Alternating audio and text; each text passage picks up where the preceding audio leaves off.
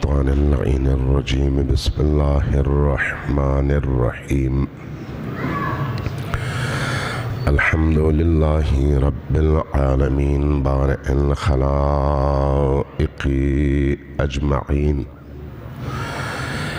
والصلاة والسلام على جميع الأنبياء والمرسلين سيما من سمي في الآفاق بأحمد وفي الأرض بأبي القاسم محمد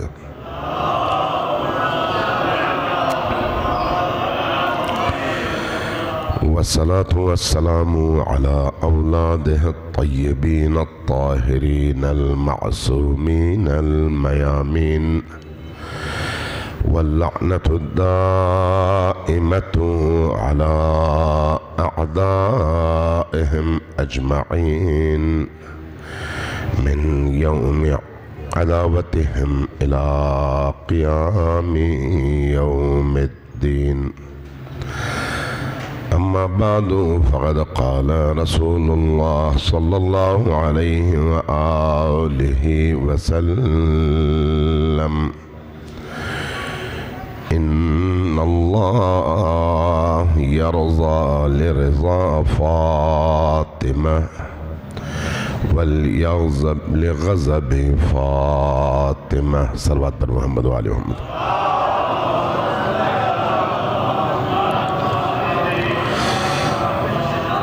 مومن اگر تھوڑا سا اس طرف آ جائیں سامنے تو تھوڑا سا ماحول بن جائے گا اور گفتگو شروع ہو جائے گی. صلوات بھیجیے پر محمد و آل محمد.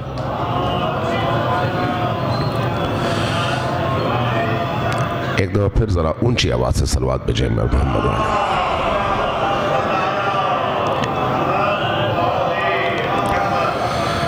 عزیزان گرامی، ایام حضرت فاطمۃ الزہرا سلام اللہ علیہا کے ہیں.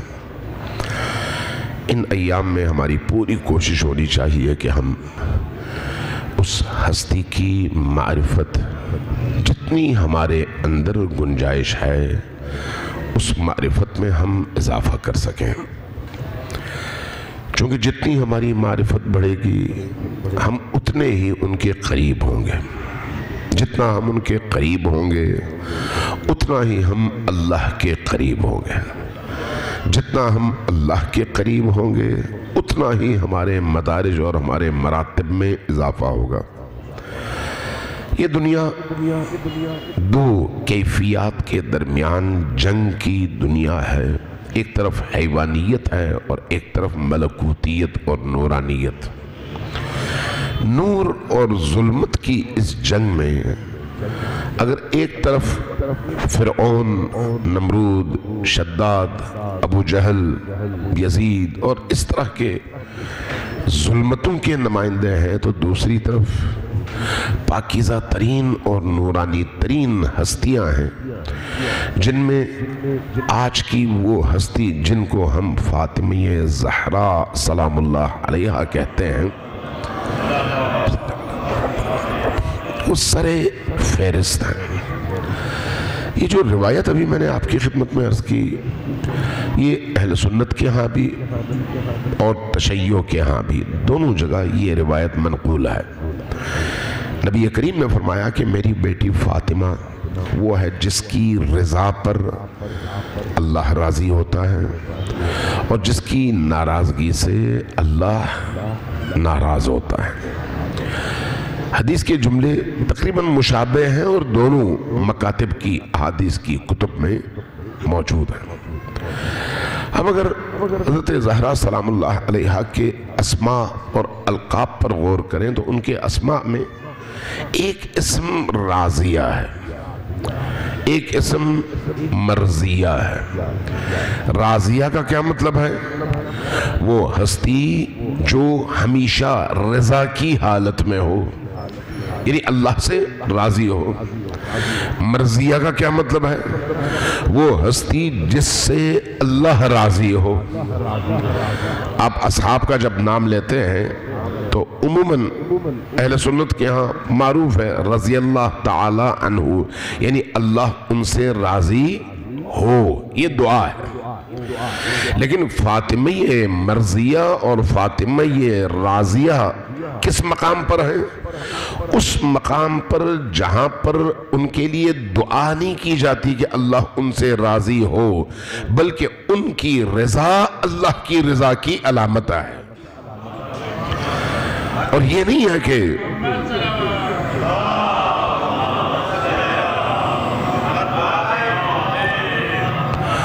یہ جو رضا کا مقام ہے یہ آسان مقام نہیں ہے۔ ہمیں اللہ جو کچھ بھی دیتا ہے عمر کے لحاظ سے، صحت کے لحاظ سے، آل و اولاد کے لحاظ سے، پیسوں کے لحاظ سے، جائیداد کے لحاظ سے، معاشرتی اسٹیٹس اور دولت کے لحاظ سے، جو کچھ بھی دیتا ہے ہمارے اندر ایک طلب ہوتی ہے مزید ہمیں ملے۔ مزید ہمیں ملے کا نتیجہ کیا ہے؟ اس طلب کا نتیجہ کیا ہے؟ ہم ہمیشہ اس چیز کے حصول میں تگودو کرتے رہتے ہیں، زحمت کرتے رہتے ہیں، جد و جہد کرتے رہتے ہیں تاکہ ہمیں ملے۔ صبح ہم سب اپنی نیند سے اٹھتے ہیں، رات تک کس چیز کی تلاش میں ہوتے ہیں؟ مال دنیا، دولت، پیسہ، عزت، صحت، مختلف وہ چیزیں جن کا تعلق اس دنیا سے ہے، اس زندگی سے ہے، اور اس کے لیے صبح اٹھ کر رات تک ہم یہی زحمت کرتے رہتے ہیں، تلاش کرتے رہتے ہیں، جد و جہد کرتے رہتے ہیں، اپنے آپ کو تھکاتے ہیں تاکہ ہمیں دنیا ملے۔ ایسا ہی ہے نا؟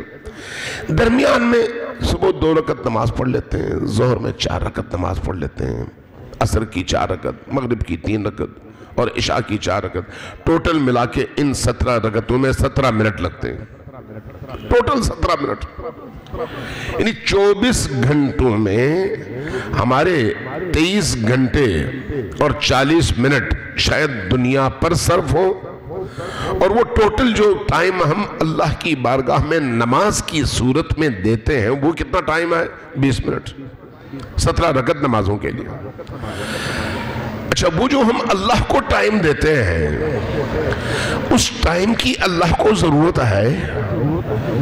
اللہ کو تو ضرورت نہیں ہے۔ اس ٹائم کی ضرورت کس کو ہے؟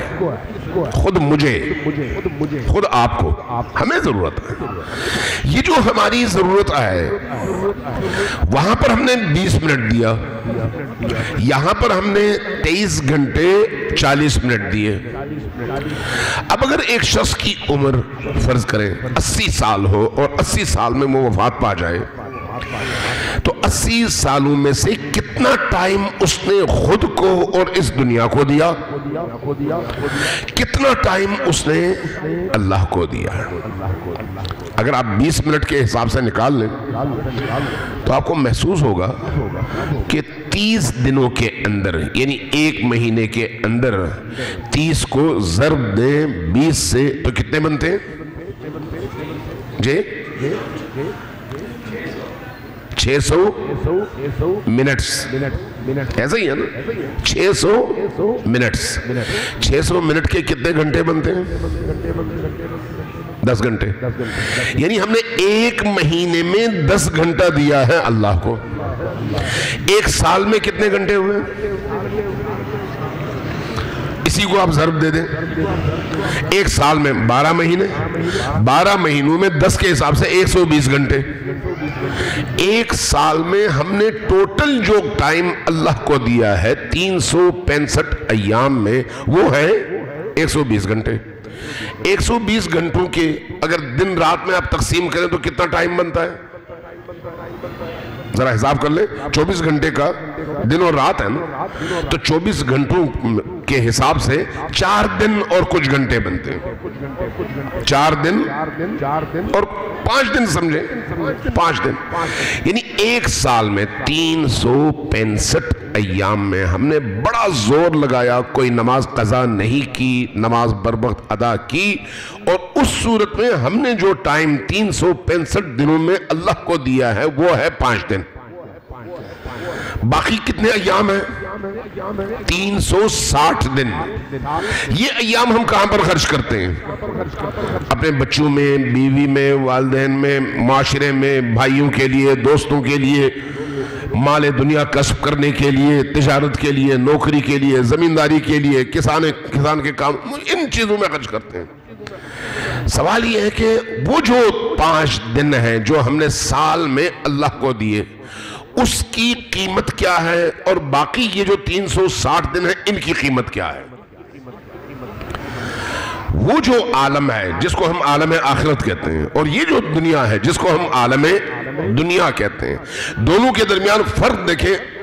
قرآن کریم نے کہا کہ اس دنیا کے 50,000 سالوں کے برابر اس دنیا کا ایک دن ہے. اس دنیا کا ایک دن، وہاں کا ایک دن، یہاں کے 50,000 سال. یہاں پر انسان کتنے سال جیتا ہے؟ 80 سال. بہت زیادہ زور مار لیا 90 سال. 100 سال کے کتنے لوگ آپ کے اس علاقے میں ہوں گے؟ شاید کوئی ایک آدھ مل جائے، ورنہ نہیں ہے. پچھلی صدی میں جو لوگ موجود تھے، آج اس روئے زمین پر ایک بھی انسان ان میں سے نہیں ہے. سارے کے سارے ختم ہو گئے. آج سے 70 سال پہلے جو لوگ اس معاشرے کے اندر، اس دنیا کے اندر موجود تھے، ان میں سے کتنے لوگ ہوں گے اس وقت؟ ایک آدھ کوئی ہو تو ہو، ورنہ کوئی بھی نہیں ہے. اس کا مطلب ہے 70 سال بعد ہم میں سے بھی کوئی نہیں ہوگا. اس کا کیا مطلب ہے؟ اس کا مطلب یہ ہے کہ ہماری یہ جو زندگی ہے ایک عبوری زندگی ہے، عارضی زندگی ہے. اس عارضی زندگی کو میں نے کتنا ویٹ دینا ہے، کتنی اہمیت دینی ہے؟ سوال یہ ہے. اس کی جتنی ضرورت ہے میں اس کو اہمیت بھی اتنی ہی دوں گا. اس سے زیادہ اہمیت دوں گا تو لوگ کہیں گے یہ بڑا عقل سے پیدل انسان ہے. میں مثال دیتا ہوں. ابھی میں اسلام آباد سے آ رہا ہوں، آپ کے اس علاقے میں 4 دن 5 دن کے لیے میں آیا ہوں. میں جب آیا ہوں تو ان 4-5 دنوں کے حساب سے ہی مجھے انتظام کر کے آنا ہے نا. میں 4 جوڑے رکھ لوں گا، چند جرابیں رکھ لوں گا، کوئی گرم کپڑا رکھ لوں گا، کوئی تولیہ رکھ لوں گا، کوئی پیسٹ وغیرہ، بس یہی ٹوٹل سامان ہوگا. لیکن کیا اگر کوئی شخص انہی 5 دنوں کے لیے جب آ رہا ہو تو ملتان سے یہاں آتے ہوئے اپنے گھر سے بیڈ بھی لے کر آئے، بستر بھی لے کر آئے، کمبل بھی لے کر آئے، آئینے بھی لے کر آئے، ڈیکوریشن کی چیزیں بھی لے کر آئے، کینٹینر میں بھر کر سامان لے کر آئے، اور رہنا یہاں پر اس نے 5 دن ہو، تو آپ کیا کہیں گے اس کو؟ وہ عقل مند ہے یا بیوقوف؟ آپ اس کو دنیا کا سب سے بڑا بیوقوف سمجھیں گے. کیوں؟ 5 دن کے لیے یہ سارا سامان. اس کا مطلب یہ ہے کہ عقل کا تقاضا یہ ہے، چاہے کوئی نبی آئے یا نہ آئے، عقل کا تقاضا یہ ہے، چاہے کوئی قرآن ہم سے کہے یا نہ کہے، کہ جہاں آپ نے رہنا ہے، جتنا رہنا ہے اتنی محنت کرو. جو آپ کا مستقل گھر ہے، اس مستقل گھر میں جتنا عرصہ آپ نے رہنا ہے، اس گھر کے لیے اتنی محنت کرو. عقل یہ کہتی ہے نا. اسی عقل کے حکم پر شریعت بھی حکم کرتی ہے. اسی عقل کے مطابق دین بھی ہمیں بتاتا ہے. اسی عقل کے مطابق اللہ بھی قرآن میں اور انبیاء اپنے کلام میں ہماری رہنمائی کرتے ہیں. وہ کہتے ہیں جہاں پر تم جتنے عرصے رہ رہے ہو وہاں کے لیے اتنی ہی محنت کرو. اب امام حسین علیہ السلام کا ایک جملہ عرض کرتا ہوں. صلوات بھیجئے پر محمد و آل محمد.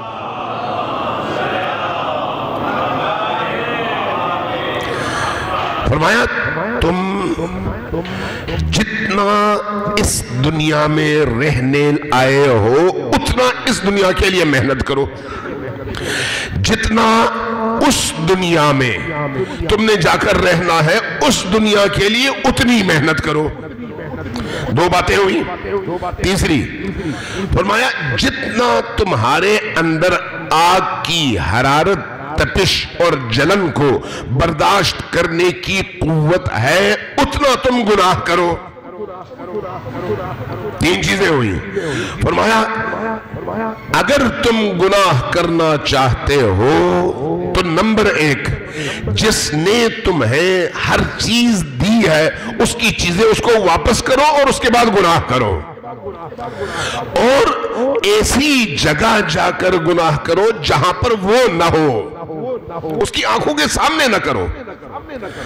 ان 3 4 5 جملوں میں انسان کی زندگی کا تمام مقصد چھپا ہوا ہے، تمام مقصد۔ حضرت زہرا سلام اللہ علیہا وہ ہستی ہے، وہ ہستی کہ اگر وہ اشارہ کرے تو سورج رک جائے، اگر وہ اشارہ کرے تو زمین کی حرکت تھم جائے، اگر وہ اشارہ کرے تو زمین اپنے خزانے الٹ دے، اگر وہ اشارہ کرے تو انسان کی تقدیر بدل جائے۔ کیوں؟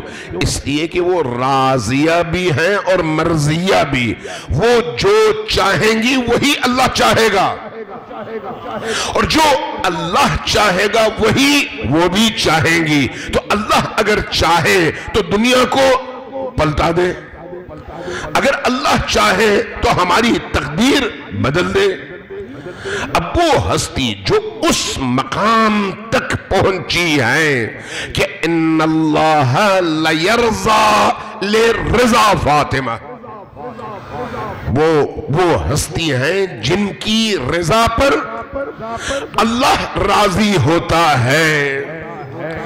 اس ہستی کے بارے میں ان کی زندگی کا مطالعہ کریں۔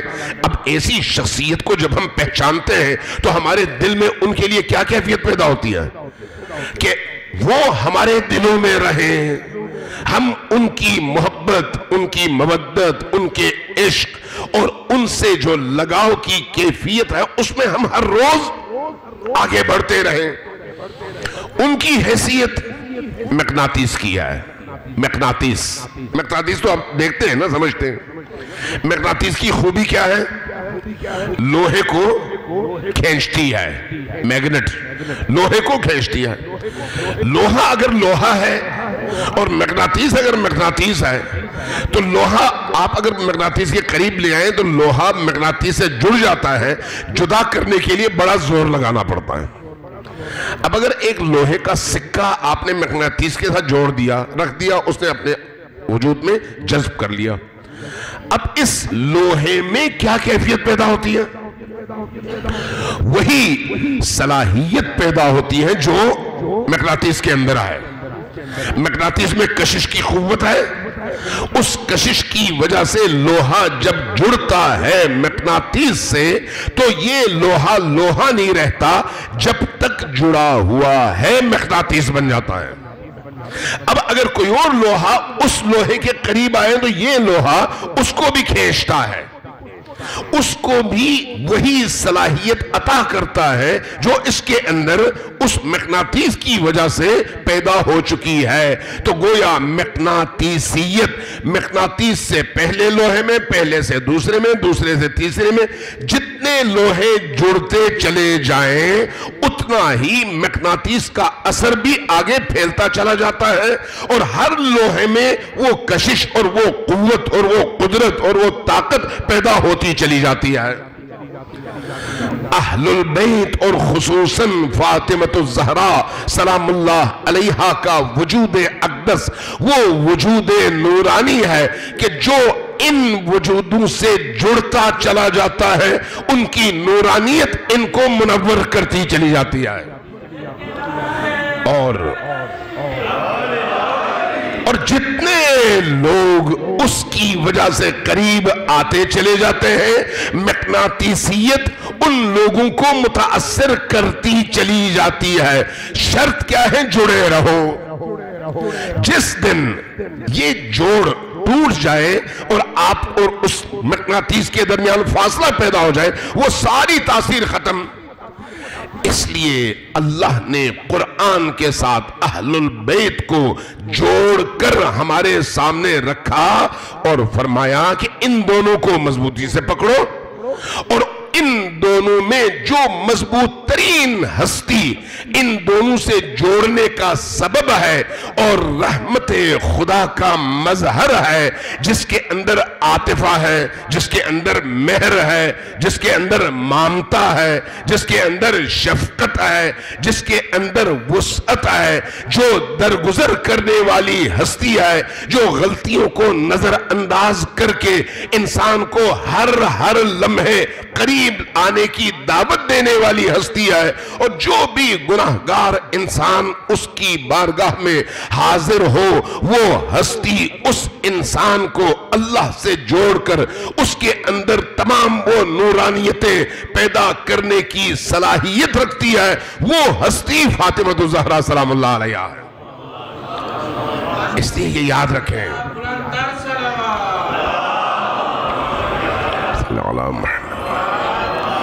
اس لیے فاطمہ الزہرا سلام اللہ علیہا کو روایات میں راضیہ اور ان اسماء میں مرضیہ کہا گیا۔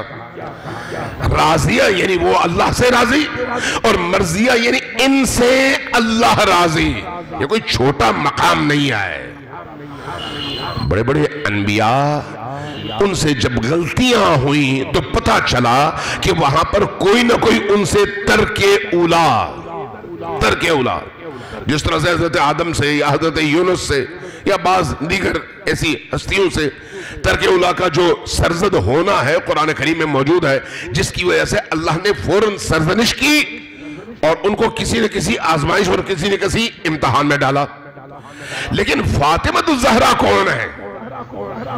انبیاء کو اس عالم میں آ کر امتحان دینا پڑا، اور ان امتحانات میں بعض جگہوں میں وہ تھوڑا سا ڈگمگائے، ترک اولا سرزد ہوا، جیسے حضرت آدم کے حوالے سے یا جیسے حضرت یونس کے حوالے سے یا بعض اور انبیاء، کہیں نہ کہیں کچھ نہ کچھ ایسا کچھ ہوا جس کی وجہ سے اللہ کو انہیں پکڑ کر دبوچ کر ایک آزمائش کی بٹی میں ڈال کر پاک کر کے دوبارہ نکالنا پڑا۔ یہ ہے نا قرآن کریم کی آیات میں جا بجا۔ لیکن یہ کون سی ہستی ہے؟ فاطمہ کون سی ہستی ہے؟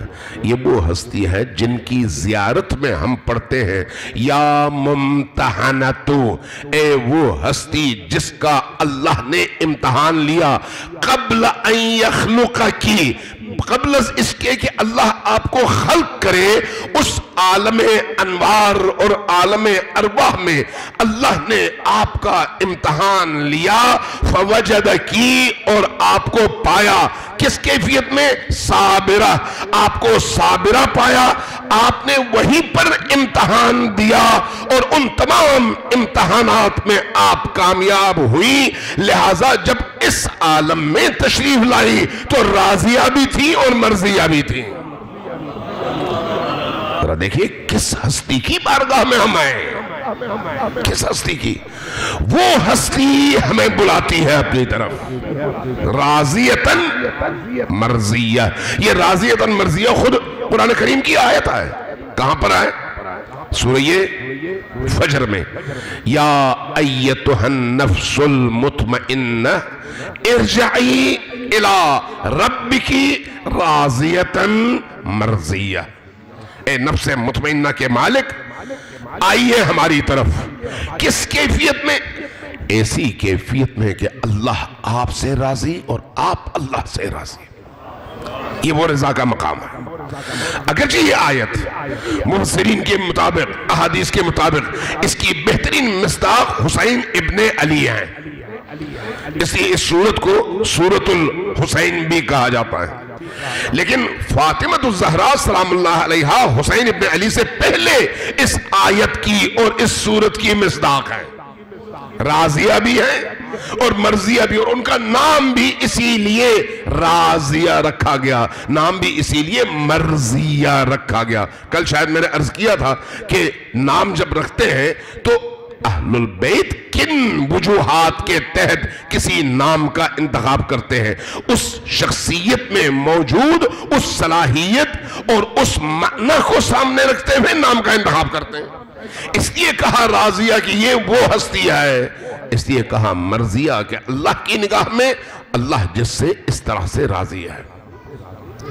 اب اگر فاطمہ الزہرا سلام اللہ علیہا کو اس اعتبار سے آپ دیکھتے ہیں تو آپ کو ان کی زندگی کا ایک پہلو بڑا ہی عجیب نظر آتا ہے، بڑا ہی عجیب۔ اس کائنات میں نبی کریم کے بعد اگر سب سے بلند کوئی مقام ہے تو وہ مقام ولایت ہے، جس کے حامل علی ابن ابی طالب ہے۔ سب سے بلند مقام علی ابن ابی طالب کے والے سے آپ اگر کربلا نجف زیارت کے لیے جائیں تو حضرت امیر المؤمنین کے حرم میں جب آپ داخل ہوتے ہیں مین دروازے سے، اندر صحن میں جانے کے بعد جو دروازہ قبر پر کھلتا ہے ذریح پر، اس دروازے کے سامنے جائیں تو ذریح والے دروازے کے دو اطراف میں دو احادیث لکھی ہوئی ہیں، دو احادیث امیر المؤمنین کی فضیلت کے حوالے سے نبی کریم نے وہ احادیث بیان فرمائی ہیں۔ میں ایک حدیث کا ایک ٹکڑا بیان کر دیتا ہوں۔ فرمایا کہ اگر اس پورے عالم کے ایمان کو ترازو کے ایک پلڑے میں رکھا جائے اور دوسرے پر علی کا ایمان رکھا جائے، لرجح ایمان علی، علی کا ایمان اس پورے عالم کے ایمان پر بھاری ہے۔ اس پورے عالم میں باقی ماضی کے تمام انبیاء بھی شامل ہیں، عام عوام کی بات نہیں ہو رہی ہے، اولیاء شامل ہیں، اتقیاء شامل ہیں، اوصیاء شامل ہیں، ان سب کے ایمان پر علی کا ایمان بھاری ہے۔ یہ آیا مبالغہ ہے یا حقیقت؟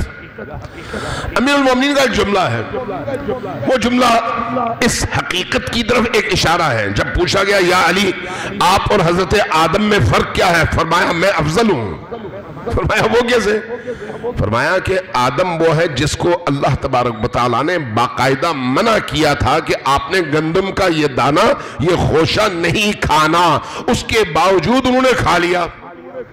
اللہ نے مجھے منع نہیں کیا، لیکن اس کے باوجود کہ اللہ نے مجھے منع نہیں کیا، میں نے زندگی میں گندم نہیں کھائی، اس لیے کہ نہ کھانا اللہ کو زیادہ پسند ہے۔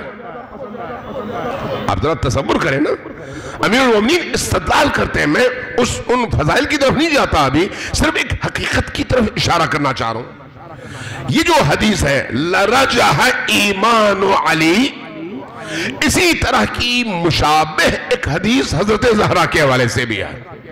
امام صادق علیہ السلام نے فرمایا کہ اگر لو وضع ایمان فاطمہ، اگر حضرت فاطمہ الزہرا کا ایمان فی کفت، ایک ترازو کے پلڑے میں رکھا جائے اور دوسرے ترازو کے پلڑے میں، دوسرے پلڑے میں تمام عالم کا ایمان رکھا جائے، لرجح ایمان فاطمہ، فاطمہ کا ایمان ان تمام عالمیوں کے ایمان پر بھاری ہے۔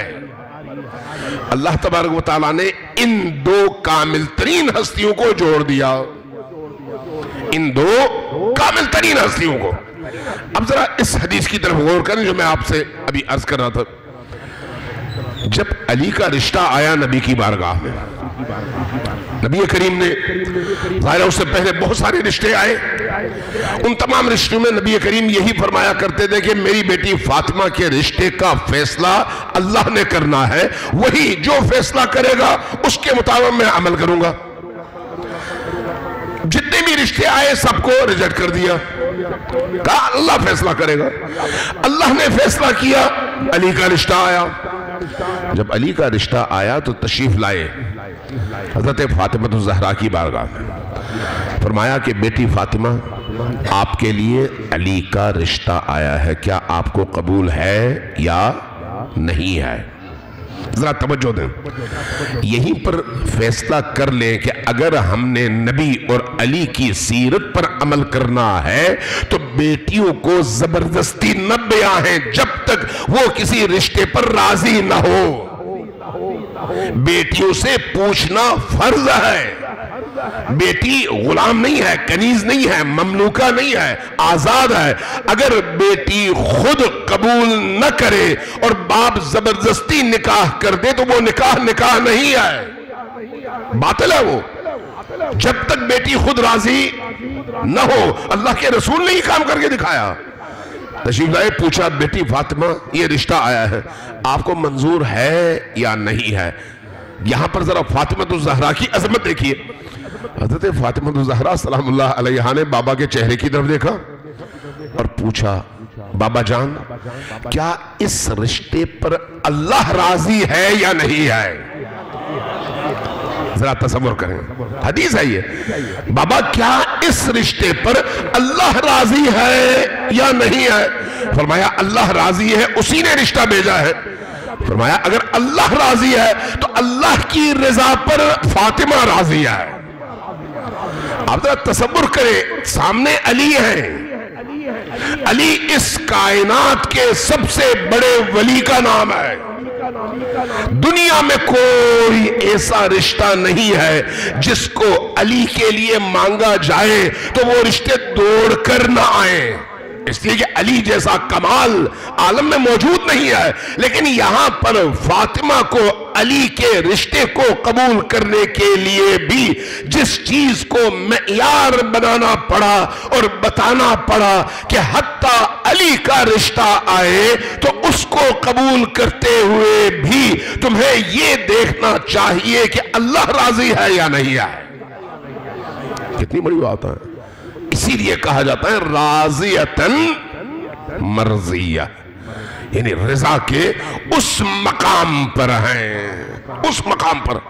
اب اگر وہ اس مقام پر ہیں کہ اللہ ان سے راضی ہے اور وہ اللہ سے راضی ہے, تو پھر ایک اور نکتہ یہاں سے ہم استفادہ کرتے ہیں. وہ کیا ہے کہ اب فاطمہ بولیں گی تو ان کا بولنا بھی اللہ کا بولنا ہے, چپ رہیں گی تو چپ رہنا بھی اللہ کا چپ رہنا ہے, اٹھیں گی تو اللہ کے حکم سے, بیٹھیں گی اللہ کے حکم سے, کسی سے محبت کریں گی اللہ کے حکم سے اس لیے کہ وہ محبت اللہ کی محبت ہے, اور کسی سے اگر ناراض ہوگی تو یہ ناراضگی بھی اللہ کی طرف سے ناراضگی ہے, فاطمہ کی طرف سے نہیں ہے. لہذا جو کچھ بھی ہے وہ اللہ کی رضا ہے, ناراضگی بھی اللہ کی ہے, خوشی بھی اللہ کی ہے, پسند بھی اللہ کی ہے, ناپسندیدگی بھی اللہ کی ہے. اس لیے روایات جب ہمیں بتاتی ہیں نا کہ فاطمہ کو فاطمہ اس لیے کہا گیا کہ قیامت کے دن فاطمہ سبب بنیں گی کہ آتش جہنم اور اپنے پیروکاروں کے درمیان دیوار بن کر اپنے پیروکاروں اور اپنے محبوں کو آتش جہنم سے بچائیں گی, تو گویا یہ بچانا بھی اللہ کی طرف سے ہے, اس لیے کہ فاطمہ کی رضا اسی میں ہے. اگر فاطمہ کی رضا اس میں ہے تو پھر جس کے دل میں فاطمہ کی محبت ہے, جس کے دل میں فاطمہ کی ولایت ہے, جس کے دل میں فاطمہ کی مودت ہے, اس کو اللہ پسند کرتا ہے اس لیے کہ فاطمہ اس کو پسند کرتی ہے. صلوات بھیجئے بر محمد و آل محمد.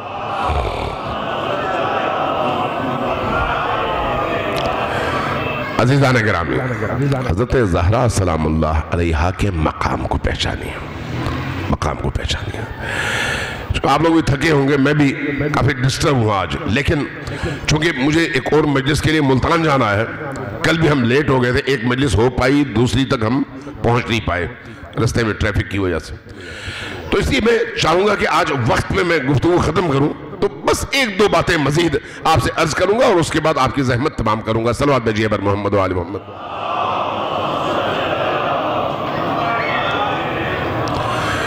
فاطمہ الزہرا سلام اللہ علیہا اہل دعا ہیں, اہل مناجات ہیں, اور تربیت کے معاملے میں حضرت فاطمہ الزہرا کا بنیادی ترین رول ہے. میں اپنی ماؤں, بہنوں, بیٹیوں کو یہ بتانا چاہوں گا کہ یہ جو مختصر سی زندگی آپ کے پاس ہے, ان میں اپنے بچوں کی تربیت میں فاطمی اسلوب کے مطابق تربیت ہم سب پر فرض ہے. جس طرح سے فاطمہ الزہرا سلام اللہ علیہا نے اپنے بچوں کی تربیت کی ہے. خصوصاً مرد اس معاملے میں بہت پیچھے ہیں, خواتین بہت آگے, اور ذمہ داری بھی خواتین کی ہے. چونکہ تربیت میں جو رول, جو کردار ایک خاتون ادا کر سکتی ہے وہ مرد ادا نہیں کر پاتا۔ لہذا اپنے بچوں اور بچیوں کی تربیت میں خواتین کو سب سے زیادہ آگے بڑھ کر یہ کام کرنے کی ضرورت ہے، لیکن اس کے لیے جو مقدماتی عمل ہے وہ کیا ہے؟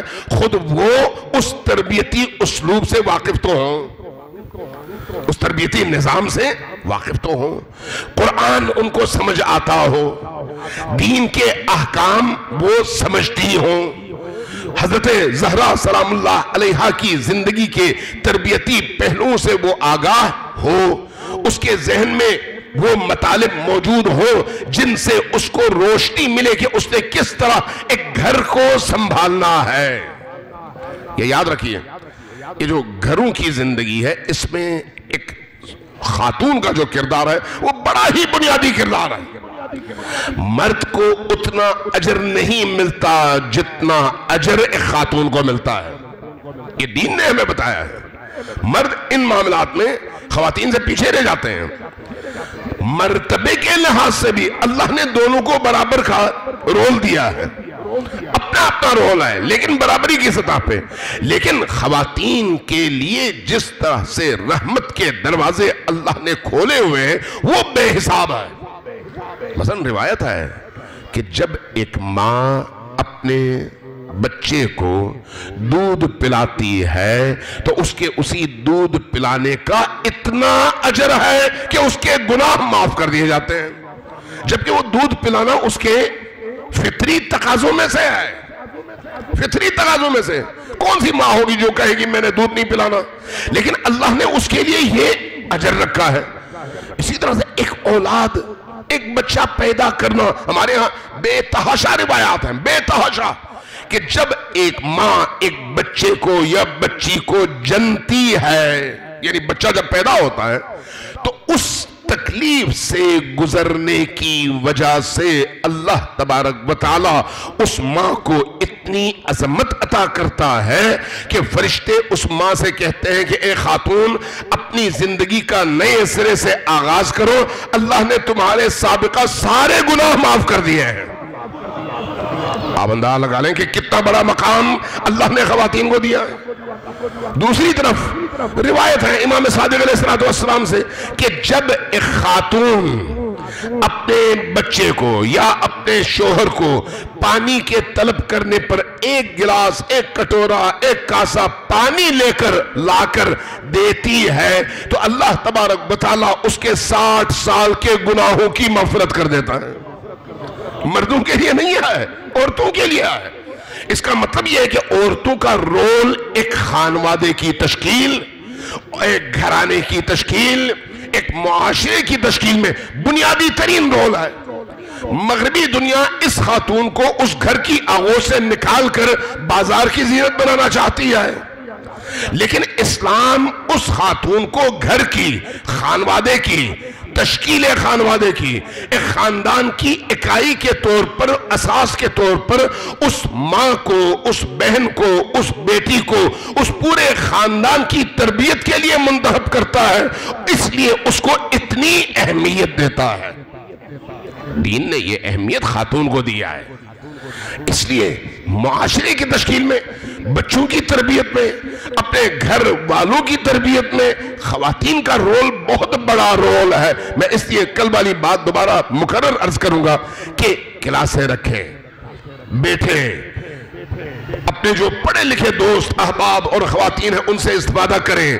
سارا سال مہینے میں 1 گھنٹے کی کلاس کافی نہیں ہے، روز اگر نہیں ہو سکتا ہفتے میں 1 دن، کم از کم 4-5 گھنٹے بیٹھ کر مختلف ان موضوعات پر تربیتی نشستیں منعقد کریں اور اس سے خود بھی سیکھیں اور دوسروں کو بھی سکھائیں۔ ہمارے علماء موجود ہیں، ایسے احباب موجود ہیں جو صاحبان فکر ہیں، جاننے والے ہیں، سمجھنے والے ہیں، اسلوب کو جاننے والے ہیں، وہ مدد کریں۔ بچیوں میں بھی ہے اور بچوں میں بھی ہے، خواتین میں بھی ہے اور مردوں میں بھی ہے۔ اس موقع سے فائدہ اٹھائیں، یہ آپ کو اللہ نے ایک اپرچونٹی دی ہے۔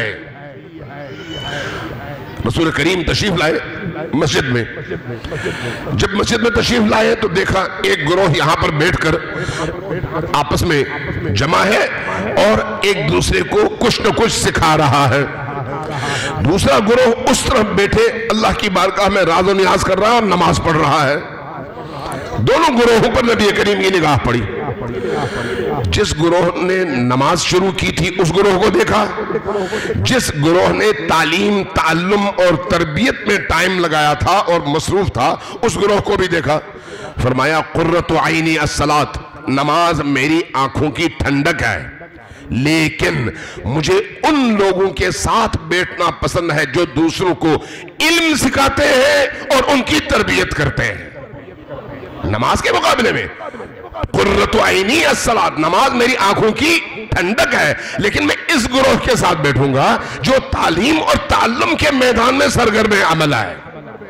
لہذا فرمایا, یہ جو امیر المؤمنین کا جملہ آپ نے سنا ہوا ہے, من عرفنی من عرف من علمنی حرفا فقد سیرنی عبدا, جس نے مجھے صرف ایک لفظ سکھایا, ایک حرف سکھایا, اس نے مجھے اپنا غلام بنا لیا.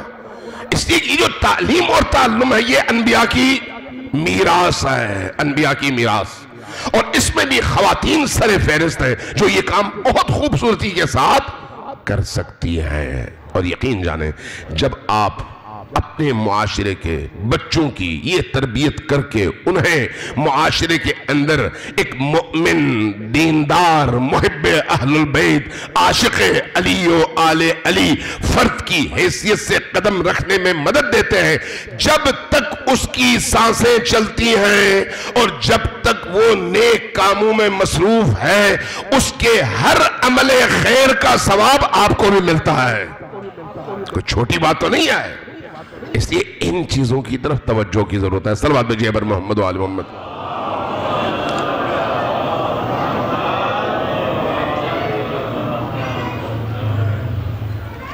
ایک دفعہ پھر ذرا صلوات بھیجئے بر محمد و آل محمد.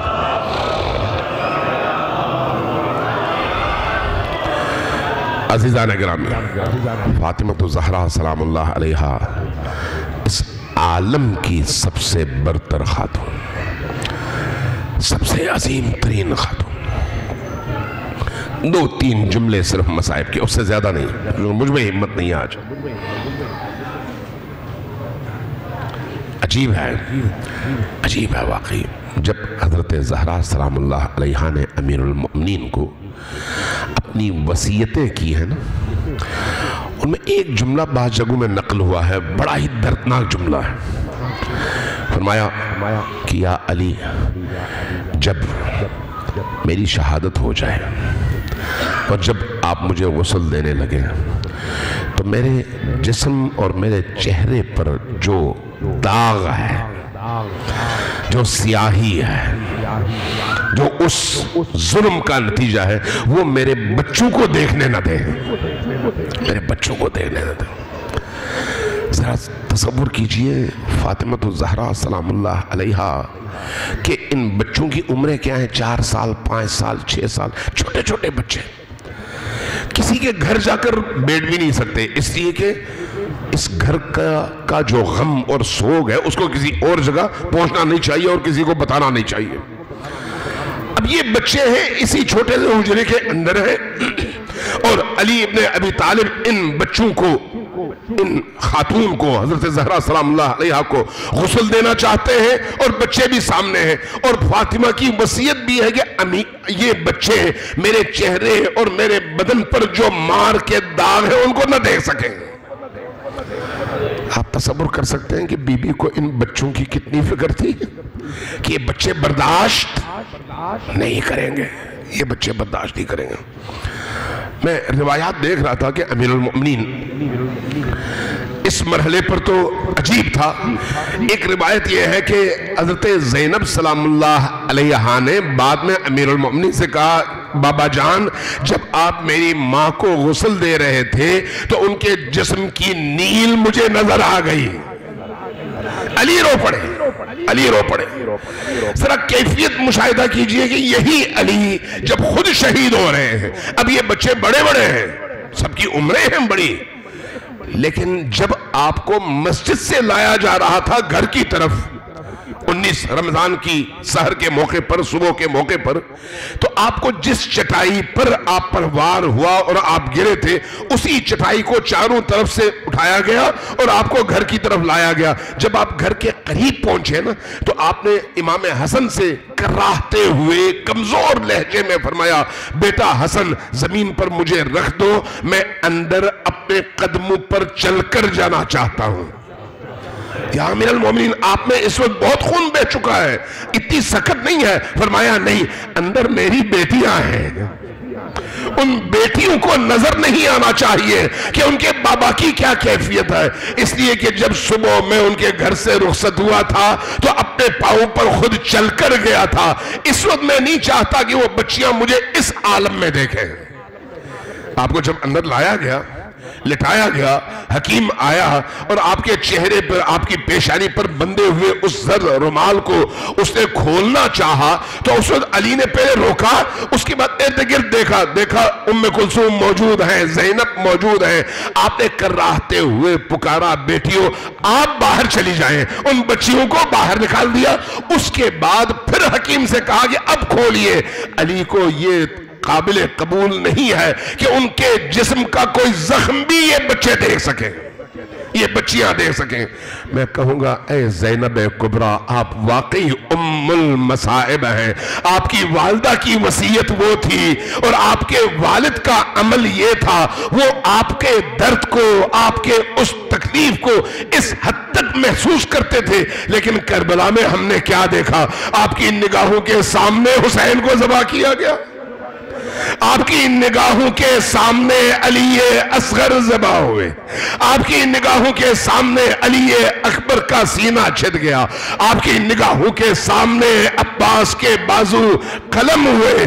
और इससे बढ़कर वो मंजर आपने कैसे देखा होगा जब हजरत सकीना को तमाचे मारे जा रहे थे और आप उनको रोक नहीं सकती थी। इन्ना लिल्लाहि व इन्ना इलैहि राजिऊन व सयअलमुल्लज़ीना ज़लमू अय्या मुनक़लिबिन यनक़लिबून। नसअलुका अल्लाहुम्मा व नदऊक बिस्मिकल अज़ीमिल अअज़म अल आदिल अजल्लिल अकरम। सब मिलकर 10 बार ऊंची आवाज से पुकारिए, या अल्लाह या अल्लाह या अल्लाह या अल्लाह या अल्लाह या अल्लाह या अल्लाह या अल्लाह या अल्लाह या अल्लाह या रहमान या रहीम या मुक़ल्लिबल क़ुलूब सब्बित क़ुलूबना अला दीनिक। खुदाया हमारी इस कलील इबादत को अपनी अजीम बारगाह में कबूल फरमा। बारहा जब तक हम जिंदा हैं अली की राह पर जिंदगी नसीब फरमा, जब हम मरने लगे अली ही की राह में मौत नसीब फरमा। बारहा हम सब की मग़फ़िरत